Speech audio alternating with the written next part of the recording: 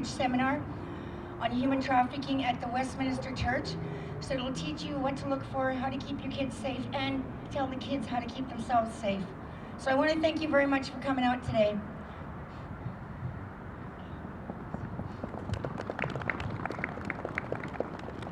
Now I'd like to introduce another survivor who is telling her story publicly for the first time, Ashley White.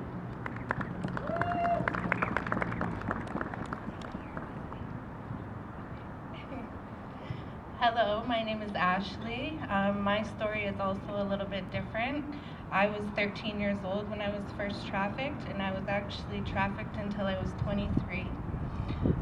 I was going to Laurier High School, first year, grade 9, walking home from school about 2 blocks from my house when a gentleman pulled over. I was walking with a girlfriend, and she had known him. He was quite older than we were, and he asked us to come and party and have some fun.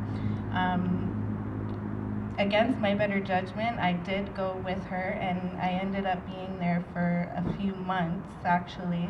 My family was looking for me. The police considered me a runaway because I was in trouble before, so they wouldn't help my mom look for me. And the first night that I was there, I was sexually assaulted, we'll say, by at least 5 gentlemen, and that was the night that I lost my innocence forever.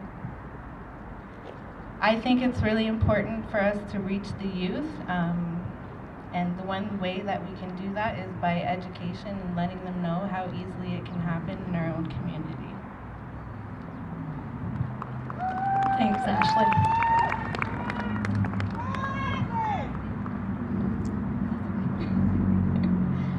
Before we walk, I'd like to make sure we all follow the rules of the road. We'll be stopping for red lights and letting cars through if needed. This is a silent walk, so I ask that you keep the talking to a minimum. We're walking for those who may not have a voice to speak up for themselves.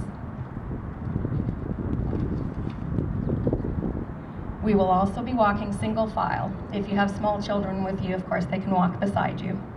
We will end the walk back here and would like to take some group photos. If you could use the hashtag #WalkForFreedom on any of your pictures, that would be great. We'll also have a draw for some gift baskets.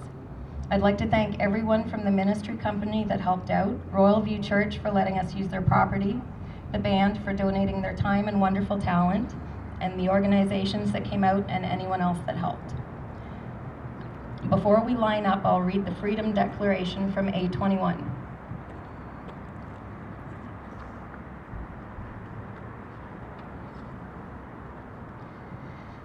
Slavery still exists in the 21st century. People like you and I, bought and sold as commodities. People like you and I in this city, in this nation. But you and I are here today. We refuse to just talk about injustice, to simply post about it.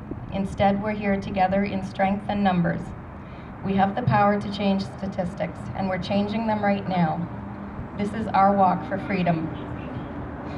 A walk for justice and humanity. A walk for hope and restoration. From Australia to Ghana, India to Brazil, all over the world, we will abolish slavery with each step. Let's never forget that we don't just say it, we believe it. A world without slavery is possible. While human trafficking is destroying lives, we know that freedom will have the final word. That's why we exist. That's why we're here, for freedom. If you could each line up behind someone with a sign, they'll line up here in a minute, and we'll get the walk started. Thanks.